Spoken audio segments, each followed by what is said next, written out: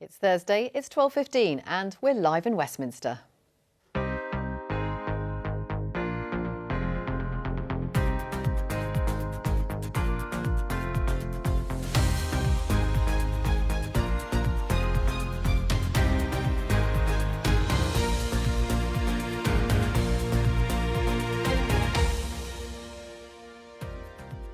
And with me today, Conservative MP Laura Farris, Labour's leader in Scotland Anas Sarwar, the Spectator's economics editor Kate Andrews, and author and broadcaster Emma Dabiri. Today, the Prime Minister says Levelling up is not a jam-spreading operation. It's not robbing Peter to pay Paul, it's not zero-sum, it's win-win for the whole United Kingdom. The Prime Minister saying that his levelling up agenda won't make richer areas poorer, so what will it do? 700 Nissan workers in Sunderland are forced to self-isolate after being pinged by the NHS app. Are we in the midst of a pingdemic? Also today, is the UK in denial about racism? One of our guests today thinks so, and we'll debate that. You're not going to break this junk food cycle, this interaction between our appetite and the commercial incentive of companies unless you tackle it directly. And do we need a tax on unhealthy food to tackle obesity?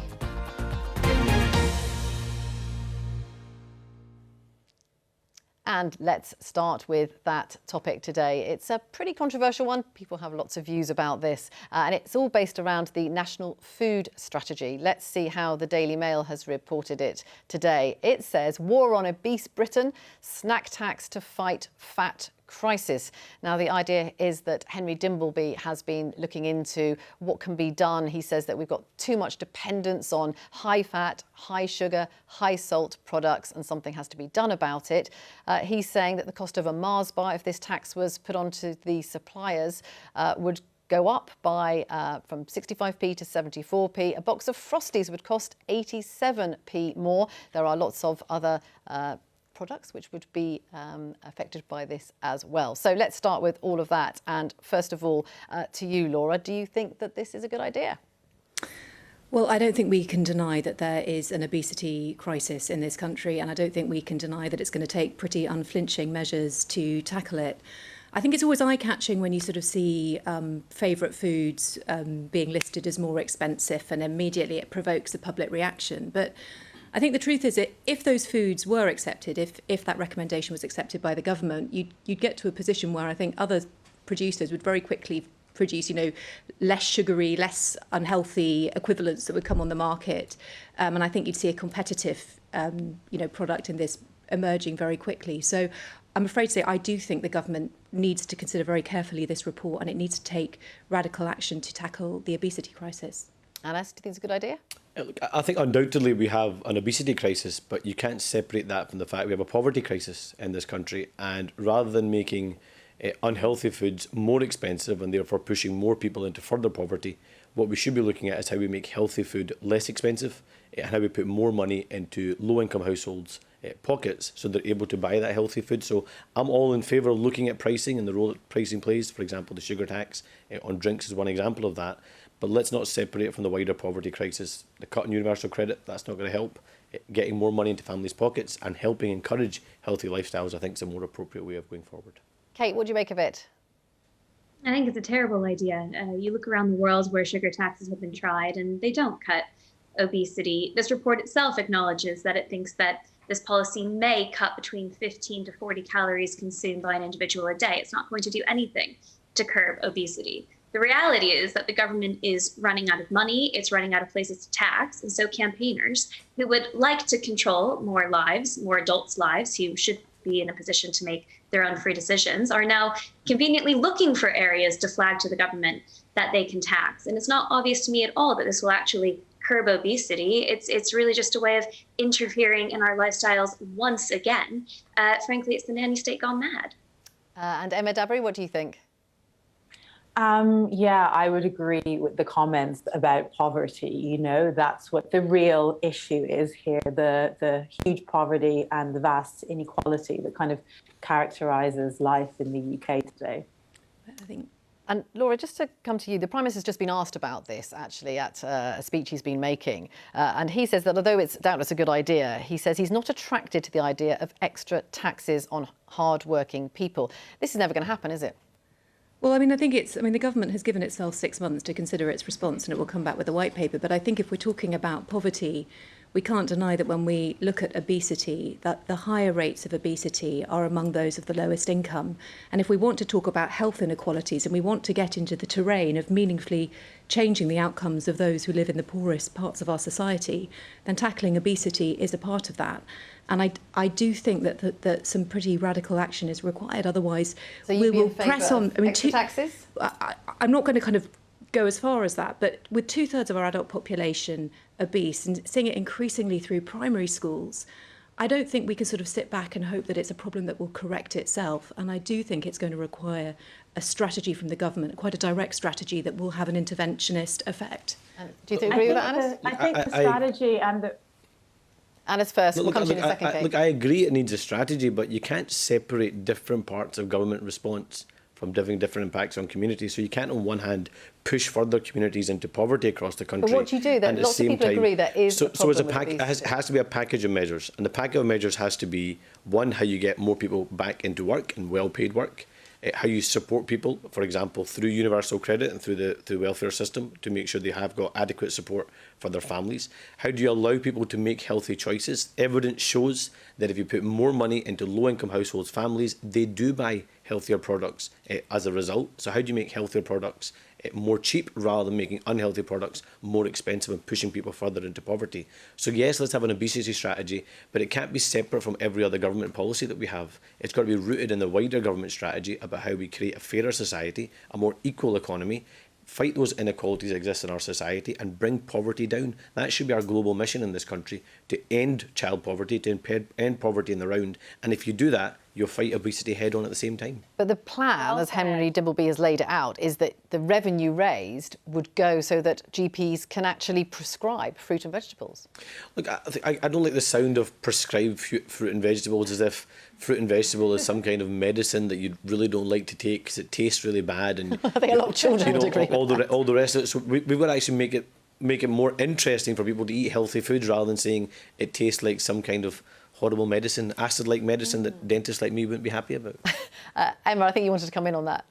Yeah, no, I just completely agree with, I would just echo what's been said. And it's this atomised approach to issues that is the problem, probably for most of the topics that we'll be talking about today, for most of the issues, you know, that we're currently battling against. It's looking at things in this really piecemeal fashion rather than looking at everything more holistically and seeing the way that, you know, poverty, inequality, racism, characterize life in this country in many ways.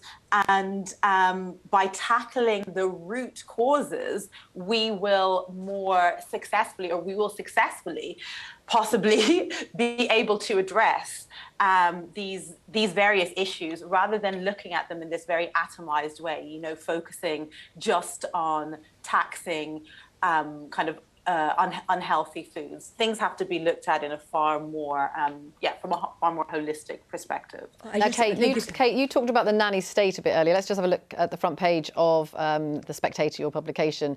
Nanny Boris. I mean, this is a bit of a turn up, isn't it? I mean, what's interesting about this is that he himself, after suffering from COVID and being extremely ill, actually talked about obesity and talked about himself. I think he called himself a fatty and said that actually your outcomes are far worse if you're overweight. So this is a health issue too, isn't it?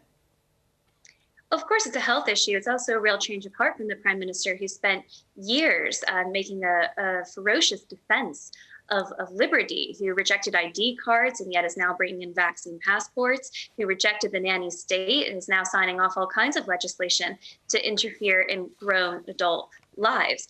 And I think one of the most difficult things is that, yes, Boris has spoken about his own personal experience, but he hasn't spoken about why he thinks he needs to take what he's doing in his own life and put it upon everybody else in the country. We haven't really had him explain where this change of heart has really come from. And it makes one wonder to what extent he really held those principles of liberty and freedom close to his heart to begin with.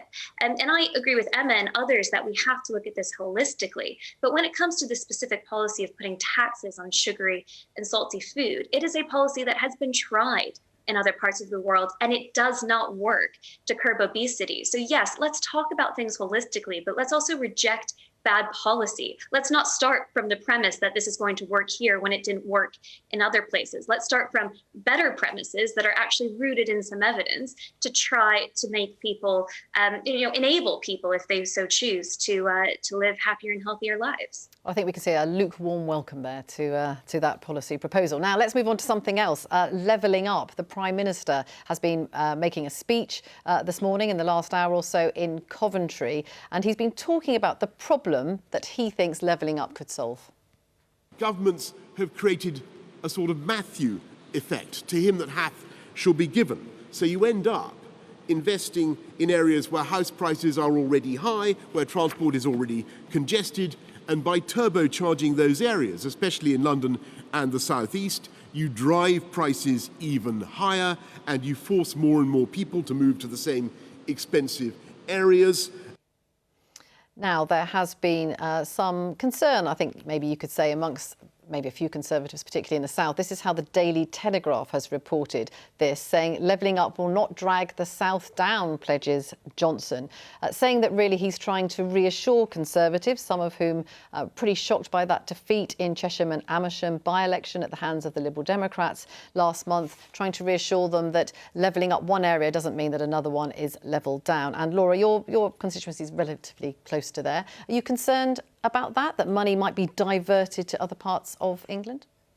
Well, I think one of the things about levelling up is because it's quite a sort of ambiguous phrase, it means whatever anyone wants it to mean. And after the general election, I think there was a sort of sense that levelling up meant focusing kind of funds and resources into the northern towns and the way they changed their heart. And there was a sense that the government needed to justify their vote. But I think that there has sort of I think there's been a lot of distraction around the COVID sort of management, but I think there has actually been a lot of really important government policy which goes much wider than the regional variation. One example, for example, is the lifetime skills guarantee that was announced, which gives, I think, up to 11 million adults the chance to retrain at any point in their life, to take out a student loan as if they were, a teenager again, and to continue to develop their skills so that they remain engaged and evolving in the labour market. I mean, that's a massive policy for life chances. But you say it's an ambiguous phrase, and there are lots of people who say that's all it is. It's a slogan, it's a phrase, it doesn't mean anything. So what I mean by that is it was used a lot in the general election campaign. And just at the point when the government could have been expected to start putting flesh on the bones, we went into a lockdown. I mean, I'd only been an MP for 11 weeks when I was exclusively working from home. I didn't know the name of all my colleagues.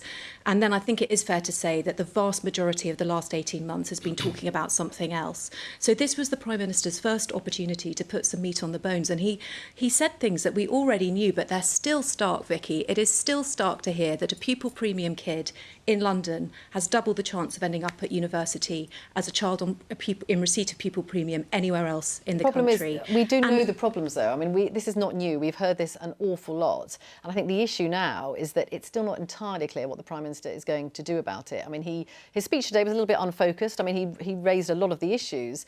But apart from wanting some votes in the north of England, I think a lot of people will say they don't know what it means. I don't think that's fair. I think he talked about education. He talked about public services. He talked about policing. He talked about, I think he called them the sinews of our country.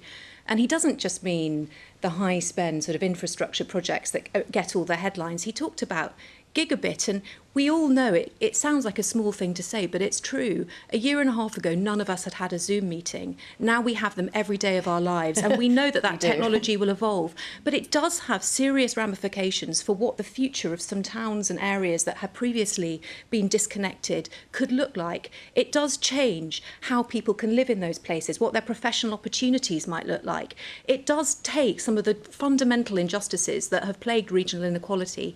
And so I think it was the chance for him to say, say, no, it isn't just about pouring money into northern towns, and it shouldn't be constructed in that way. And Anas, he's talking about, the Prime Minister, about spreading opportunity, spreading funding, across the UK. That must be something that you agree with. I think the problem you've got is, as Laura says, cut through the ambiguous term, and you have got the most divisive Prime Minister we've perhaps ever had in our country. It's someone who is all about dividing different communities and within communities in different parts of the country.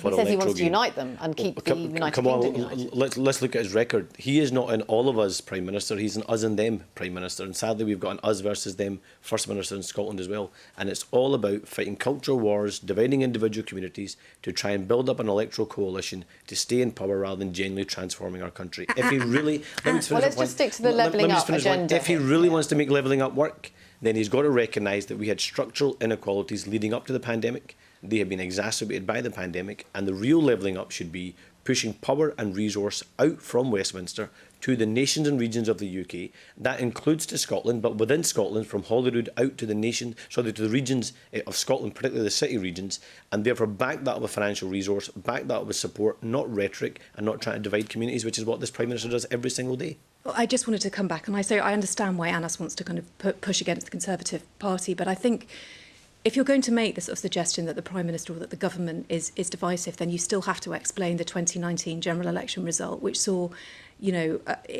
which took in everything from towns that had never considered voting Conservative before. I can give you a simple answer to that, Laura. The simple answer to that is the Labour Party wasn't good enough. And I'm not shy about saying that.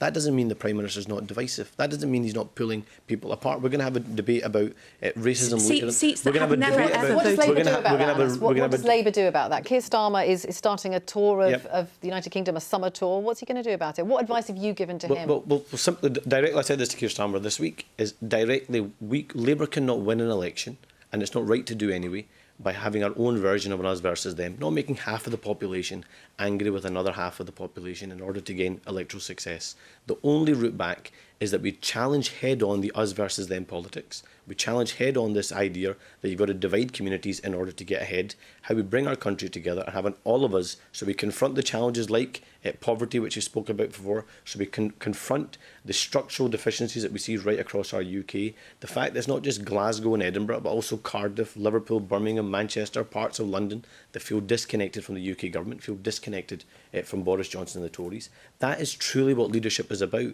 Muscular unionism and this rhetoric of division is not going to save the United Kingdom, and it's neither going to allow the United Kingdom to prosper. Do people feel disunited? Do they feel very much not a part of this government? I don't recognise everything that Anas is saying, and I also think the story of some of those seats, it was not just about one moment in time when the Labour Party wasn't good enough, although I do agree the Labour Party wasn't good enough, I have to be honest.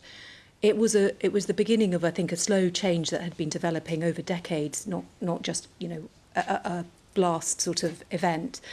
But I do think, actually,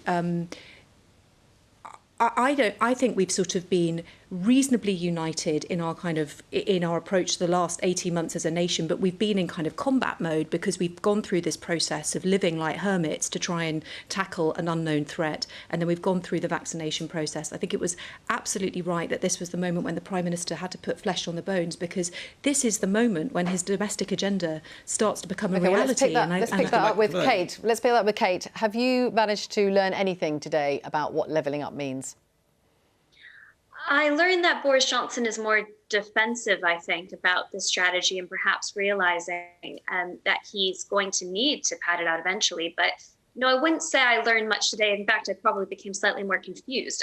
I agree with Laura that the term is ambiguous. I would go a step further. I would say that it's become a very empty term. Now, it is not the Prime Minister or Conservative government's fault that we went into an 18-month pandemic in and out of lockdowns and the rest of it. They had to focus elsewhere. The problem for them now, as we saw in the last by-election, is that in some parts of the country, the term is actually becoming slightly toxic. It does feel like it's dividing parts of the country.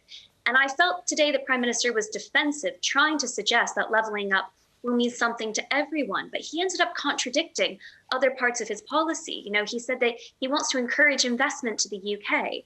Well, why are we hiking corporation tax and actually encouraging other countries around, going to try to force other countries around the world to do the same? He talked about how levelling up meant that people wouldn't come and move to other areas in the south and want to build homes there, and they wouldn't want to overpopulate those areas. Well, how does that line up with the rhetoric about how we're going to have one of the biggest house building initiatives that we've seen in generations, that young people need to get on the housing ladder, that they should be able to do that where and when and how they want to do that?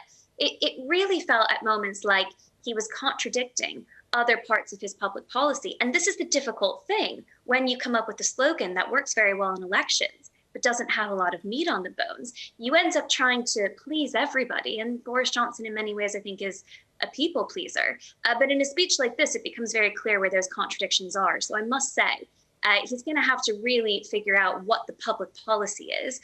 Otherwise, people are only going to become more confused about how this fits in with the rest of his agenda. OK, Laura, what do you say to that? No policy there.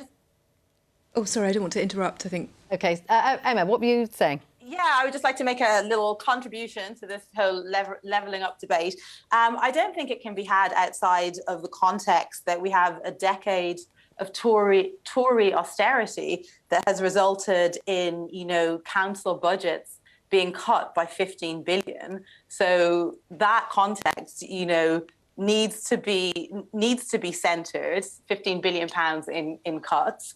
So there seems like an inherent contradiction between this spoken desire to level up and then the actions that have actually been taken. And secondly, this pitting oppressed and marginalized and intentionally impoverished groups against each other, which seems again to be characteristic of the moment that we are that we are in, but is something with a long history, is historically proven to be a very, very successful method for distracting people, for distracting communities from identifying or thinking about or focusing on the real causes of their impoverishment and their exploitation. Do you want to answer that? Vicki, just briefly, I will. I think that the comment was made that there had been a decade of underinvestment, and I think I think you see through the Levelling Up Fund, the Towns Fund, which has awarded about £100 million to 70 different areas, there is already meaningful money coming into those places which have suffered from underinvestment. Actually, I would take issue with some of the reasons that were given, but I think one of the things that we've definitely, there's some evidence around in a number of places in the UK where people expressing that they felt that their towns had become very different from the places they grew up in, that they were maybe more dangerous, that they'd lost some of their sort of civic roots, marketplaces and so on. And that's exactly what things like the town funds are meant to do. But just very briefly, as a rejoinder, if levelling up isn't meant to be about identifying those communities and those areas that are struggling and about providing a meaningful plan for government to bring them up and to improve their life chances, and I'm not quite sure what else is. And so I don't even know if me and Emma are really disagreeing with one another, other than almost misunderstanding each other, perhaps. And Anas, if I could just ask you about, you talked about the Prime Minister being divisive, not having a plan. I mean, what is Labour's plan in all of this? Do you have a levelling up agenda? Look, I think absolutely. So I think for Labour, and this is the case I would make to my colleagues in the UK-wide Labour Party, is, look, as a party that believes in the principle of devolution, this is about pushing power and resource out of Westminster into the nations and regions. So as a party that has a history of believing in devolution, we've got to put the meat in the bones of what that devolution actually means and how we empower those city regions in particular. You've seen it, for example, in Manchester, in Liverpool and in other places.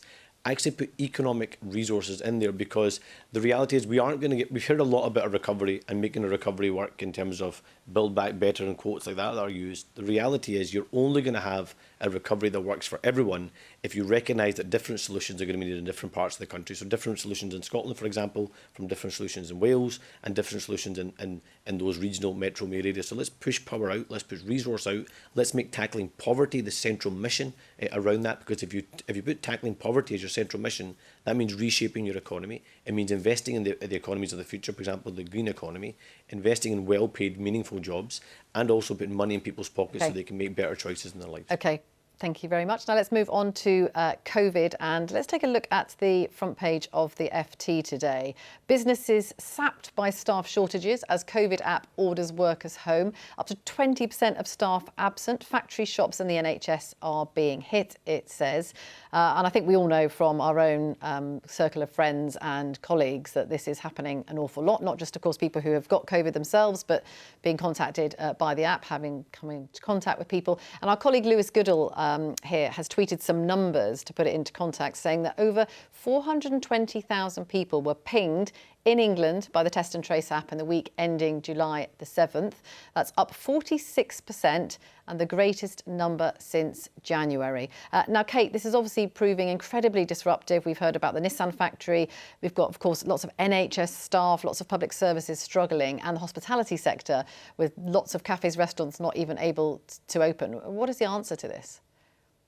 We need to rethink fundamentally what the test and trace system is supposed to do. And we need to remember that this was a system that was designed before we had a working vaccine. And, these were ideas and these were plans that we came up with when we thought that living with the virus possibly meant that nobody was going to have antibodies that weren't built up from anything other than actually being infected with the virus, i.e. no vaccines. And so the idea that you would try to allow people to more or less go about their lives, but if there were any question of contact with the virus, they had to go inside, was something the government had to consider.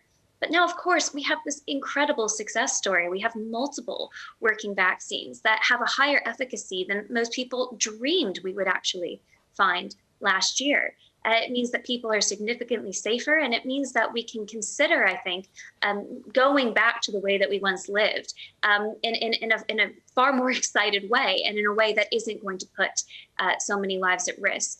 And it's very clear now that the test and trace system, as it's operating, is not going to be fit for purpose as we go into the summer. And it does not make sense that you're telling people that it's so-called Freedom Day on the 19th of July, when you're seeing the numbers that you just listed there, Vicki, when you're going to especially have young people, many of whom won't have had their second jab when we get to mid-August, and you will be allowed to skip quarantine if you've been double jabbed, who are going to be told to go inside when they're also being told this is the first time in 16 months that you've been allowed to really go about your life again. So I really think we need a rethink of this test and trace system. Okay. If it's not going to shut down big parts of our economy and also disproportionately affect young people. So, Laura, we did have some suggestion that the app might be changing on Monday. It's unclear whether that is going to happen. Is it going to be tweaked? So I've been following that story too, and I don't know. But I look, I don't resile from the fact that it's extremely onerous and disruptive to have so many people being asked to self-isolate. But I take a different view from Kate, actually. We now know that on the 16th of August, when I think we should be at least 3/4 as a nation double vaccinated, that if you are double vaccinated, the requirement to isolate will change and will be substituted by testing. I actually don't think it will disproportionately affect young people, because the vaccination programme became open to them from about the second last week of June. They will, by the middle of August, be eligible for their second vaccination. Whether they'll have come forward or not may be a different question, because we'll be getting to the 8-week period. So actually, I think it's been timed to coincide with when everybody in the country will be eligible for a second vaccination. I think the problem will melt away naturally at that point. OK, let's bring in Kirsten Oswald now, who is the Deputy Westminster Leader of the SNP. Welcome to you. And just looking at the situation in Scotland, I mean, you have your own app, but there is a suggestion that actually people just aren't downloading it, or they're not using it, certainly. Is it the same problem there? No, that's not the situation that I'm hearing from people. I think people in general have really stepped up and are trying very hard to do the right thing, to follow the guidance that's in place, and to take the steps that we all can to keep those around us safe. So I think that the picture that we're seeing here as we're moving towards less restriction, I think is one that people are responding to positively. I think that some of the differences that we see in the approach in Scotland, so the situation with face coverings, for instance, where the First Minister has been very clear that face coverings are going to be around here for some time to come.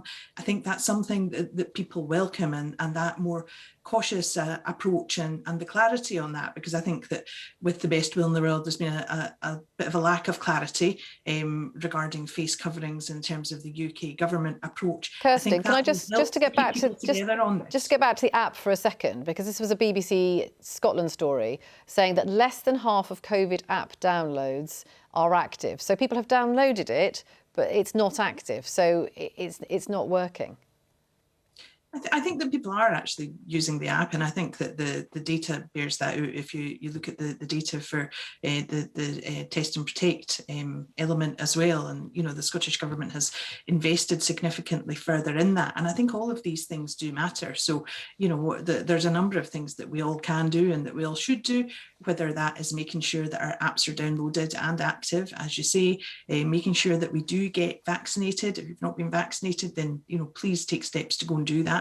It's been made as easy as possible for people, or whether it's things like making sure to wear face coverings. And I was just looking at listening rather to your previous programme element there about working and how and where people work. And I think that the other issue, which is slightly different in Scotland, is that people are continuing to be asked to work from home where that's possible. And of course, it's not possible in all jobs, but where that is possible, again, it takes some of that strain away and means that we are in that better position as we move towards a more open situation. So you've talked a bit about being still quite cautious, but Scotland is moving down to level 0 on Monday. I mean, how different really is that to what the approach is in England? I think that there are always differences in approach, because quite rightly, the different governments are taking the steps that they deem necessary and appropriate for people in these particular countries. So the approach that the Scottish Government is taking is the approach that is best for the people who live here. And I think that, if you think about some of the issues that I've talked about, I think the working from home guidance is something that people are interested in, for instance. I think that is helpful. I think that it does make a difference. It takes some of that burden away in terms of the concerns that people will have about infection in workplace. I think part of the context of that is that, as I said, there are a number of workplaces where it's not possible to do that. So, we need to build all of that in together. And that cautious and evidence-based approach is also what means that we will, and, I think that the evidence again shows that people are certainly content with this. We will be wearing face coverings in Scotland for some time to come. I think that is the right approach, and I welcome the First Minister's comments on that. Anas, do you accept that the approach that the government in Scotland is taking is the right one? I think the problem you've got is, if you cut through the spin, the talk of the more cautious approach. Just last week, 6 of the 10 hotspots in Europe were in Scotland. So I don't think we can pick and choose when we want to compare ourselves with the rest of the UK. Last week, there were 6 out of 10 of the hotspots were in Scotland. And I think we have got a problem about inconsistent decision-making and inconsistent communication. And an example of that is the fact we're going to level 0 next week. Level 0 does not mean 0 restrictions. And I think that in itself will confuse people, and asking people to go on a Scottish Government website to see what the modifications are of level 0, to be frank, isn't rooted in the real world. The idea that people that live every day isn't it? is going to log on is just not going to happen. Level 0 doesn't mean 0 restrictions. No, I don't think it is. And if I can just go back to what Anas said previously, I think that the point that he was making about hotspots that we'd seen in the past couple of weeks is an important one. None of the hotspots are in Scotland this week. And that is the nature of the coronavirus. That's the difficulty that everybody in the whole world has experienced all the way through this pandemic. If I can finish, Anas, if you don't mind, that's why it's important that we do have sensible, well-planned and evidence-based approaches. So that's why we are taking the steps that we are. And I think that people in Scotland and people across the UK actually have been very well able to work out, because of public health information, what is required of them. I don't think that there's an issue at all with people knowing what the guidance tells them to do. Anas, do you want to come back on that? It's all there for them. I mean, that was a point I was making about 2 weeks ago. We didn't want to compare ourselves, but now we want to compare ourselves and say the cautious approach is working. That's the very point I'm making, Kirsten. But I just don't think we're living in the real world if we don't think that these restrictions are confusing for people and the messages isn't consistent. So what we actually practically need to do about it, Test and Protect is going to have a role to play even when we get higher density of the vaccine, because we still need to isolate and close the virus. The WHO, we have breached the WHO guidance for the last 2 weeks, if not more, on the test and trace capacity in Scotland. Kirsten can shake her head if she likes, but it's truth in Scotland, and people can see the facts from here in England as well. Is we have breached the WHO guidance on test and protect. We've got to fix the problems in test and protect. We would have much faster rollout of the vaccine. So and I welcome. Just ask you about the vaccine. Yeah, of course. You've suggested, haven't you, reducing the time between the first and second jabs. But actually, if we look here at the front page of the Metro in Scotland, saying Labour Vax plan would put cases up, that actually in the end you don't end up with so much protection, so in the long run it would make it worse. So I mean, I would contest that. And the reason I would contest that is we can't pick and choose when we want to listen to the WHO guidance. So the WHO guidance is clear that they recommend the vaccine is 3 to 4 weeks between 2 doses. The MHRA guidance is you can have the vaccine safely after 3 weeks. Canada, Australia, the US, other parts of the world are doing the double vaccines after 4 weeks. And the suggestion I'm making is if we have adequate supplies, if we recognise we have a crisis with the Delta variant right now, and the protection from the vaccine comes from the second dose with the Delta variant, then we should be open to looking at But the JCVI has said don't do it. Well, just within that, so Northern Ireland today has said they're going to reduce from the 8 weeks to 6 weeks. And Northern Ireland saying that is within the JCVI guidance. So if Northern Ireland are saying they can reduce the time within the JCVI guidance, I don't see why governments elsewhere can't look at the scientific evidence and look at that advice to see if they can do that differently here. The CDC has recommended that in the US. The WHO is saying that. This is not some kind of dangerous thought by a political party or irresponsible ask. Kirsten, that is the World Health Organization. What do you say to that? Thank you. I think that what we need to do is to stick to what the JCVI are saying, and that is what the Scottish Government has done all the way through the pandemic, to make sure that we know what the reliable scientific advice is from the Joint Committee on Vaccination and Immunisation, and to follow that. Now, we are always and will always be open to continuing to review what is happening, but it must be based on that fundamental guidance. I don't think that it's helpful or sensible to suggest that we do otherwise. I think it's absolutely right that that's what the Scottish Government has done all the way through the pandemic, and I think that it's absolutely right that that is what they continue to do. Okay, Emma, on the vaccination programme, there seems to have levelled off a bit, particularly amongst younger people. Do you think there is still hesitancy? I'm not sure that there's hesitant. Was that to me? Emma, yes. Hesitancy in terms... Taking up the vaccine. Sorry, I missed what you said. Hesitancy in taking up the vaccine, particularly amongst younger people? I mean, this is on anecdotal and evidence, but from what I've seen, no. Younger people that I've spoken to or that I know are keen to be vaccinated generally as quickly as possible. Kate, do you agree? Look, I think young people across the UK, frankly, have proven that they are willing to do what it takes to get us out of this crisis.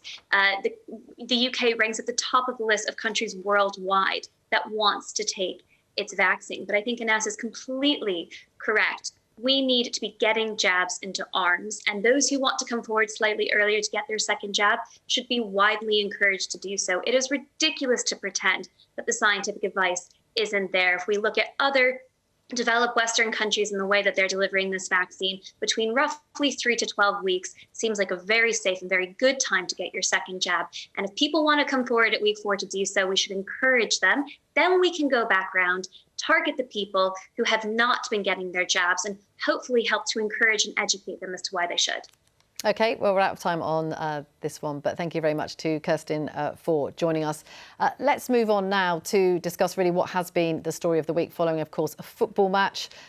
England losing that final, but then it very quickly becoming a story about something else with the racist abuse which was suffered by a number of England players. And it really has sparked a much wider debate about racism in British society.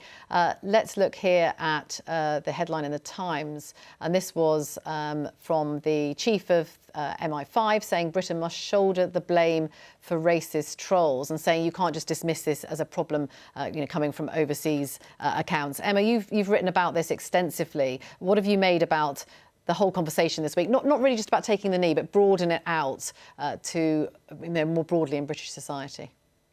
Yeah, I mean, I think it should be uncontroversial to acknowledge that racism, is deeply embedded in British society. And I think what happened to the footballers last week is that kind of explicit, inarguable type of racism that most people can express horror at, but it really shouldn't distract us from the fact that the more systemic, it's all part of the same ecosystem, but we really have to work at addressing and overcoming the systemic institutional racism that exists, and the fact that people from ethnically diverse backgrounds still face, huge inequalities across health, the criminal justice system, education, employment, housing. And this remains to be addressed. There doesn't seem to be any real commitment to that with the current government. Rather than acknowledge this reality and think about ways we can address it and move forward, the strategy appears to be, well, what about the white working class? And indeed, what about the white working class? They also, as they're known, I take issue with that whole phrasing, which I can get into as well. But yes, inequality is rife in this country. Let's just bring in Kate there. Kate, do you agree with that? Systemic racism, and really that the British society is in denial about it? Well, I have absolutely no doubt that racism still exists in British society today, and unfortunately in many developed countries across the world. And I agree that there's far more we can do about it. One thing that frustrated me this week was that the Conservative government kept backtracking on its original stance on taking the knee. Now, you don't have to personally endorse that or do that, but there is this new sense that whenever we have discussions about race, we have to tie it into the culture wars. It has to have a political agenda. Well, taking the knee actually originated from a sports star, Colin Kaepernick, in America with American football, who was doing it, to Emma's point, to protest structural racism issues in the States, which we've all, if we weren't aware of them before last summer, have all become very aware of since George Floyd's murder. And I think the government really misjudged this. But the question for me now is, I don't like the phrase gesture politics, because I think gestures can be good. I think the question is now, what are we going to do with this conversation that's played out? And as Emma says, I think a lot of people have been extremely sympathetic to why the football players did it and where they were coming from, and have been disgusted to see some of the abuse that they've gotten. But for example, how are we going to deal with Qatar next year?